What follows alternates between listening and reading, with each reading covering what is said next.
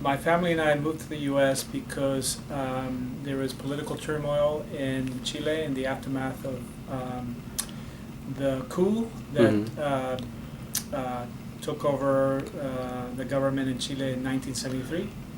And my father was put into prison, concentration camp. And he was in concentration camp for 3 years. And during that time frame, the U.S. allowed some Chilean immigrants to come into the U.S. under refugee status, seeking political asylum, and so that's the reason we ended up in the U.S. And one of the criteria for coming to the U.S. was that you had to have a sponsoring agency to bring you to a location in the U.S. And so the sponsoring agency for us was a Protestant church in Seattle, downtown Seattle, Plymouth Congregational Church, and that's why Seattle was the destination. For your transition, like coming from the culture in Chile, what was the most hardest part of moving here? Okay, well, there's a number of things. Obviously, language was a major barrier. When we arrived, we didn't speak any English. We were thrown into an educational system that we were not familiar with.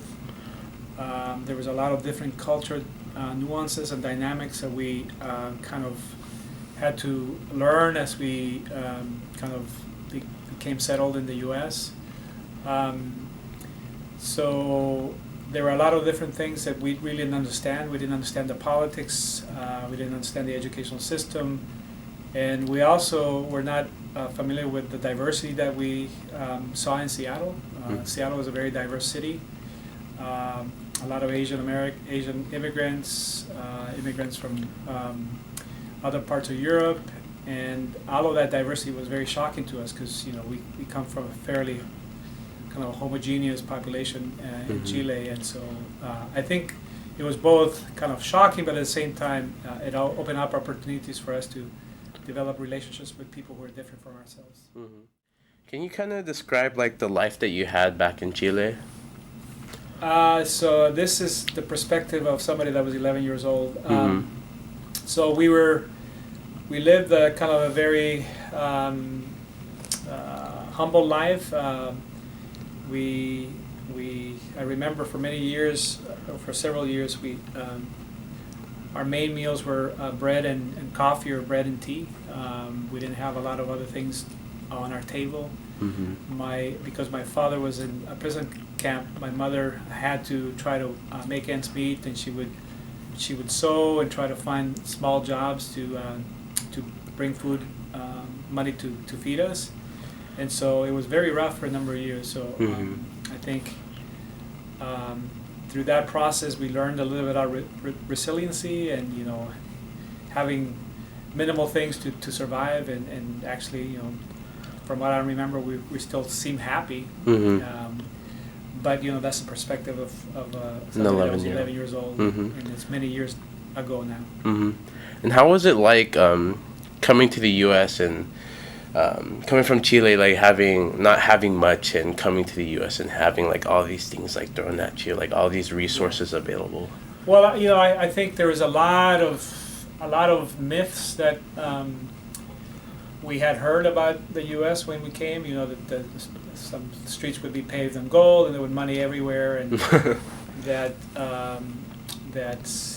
people could really become very wealthy in a short amount of time. The reality is that didn't exist.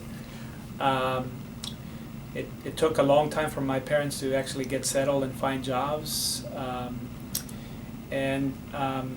As young kids, we didn't have to find employment, but we had to adjust to the educational system, and that was kind of challenging because you had to develop friendships, and you had to learn the language, and you had to kind of develop a foundation that would allow you to continue moving forward from elementary to middle school to high school. And so I think all of those things were challenging for the family in general, but I think for the younger kids, for me and my siblings, I think we found it kind of exciting that we were learning new things and trying new things. And then once we understood what opportunities there were for advancing our education, I think we began to pursue that with a lot of force, and our parents encouraged us to continue to move through the educational system and go to college. Okay. But it wasn't that they had never been to college, but Mhm. they still had the idea that college was going to be a way to improve our life's chances.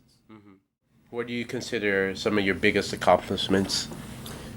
There are several. Obviously, becoming acclimated to American culture, American society was one.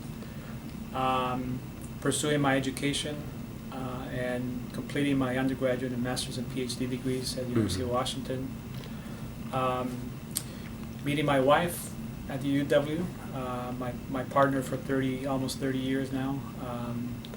And obviously, when you have a partner, usually there's a family, so we have 3 kids now. So those are all things that I'm very proud of. I'm able to support my family and to do things that not many people get to do. I get to travel to very interesting places because of the work that I do. Go to conferences and meet very interesting people in higher education. And so, to some degree, the life that I live today is very privileged.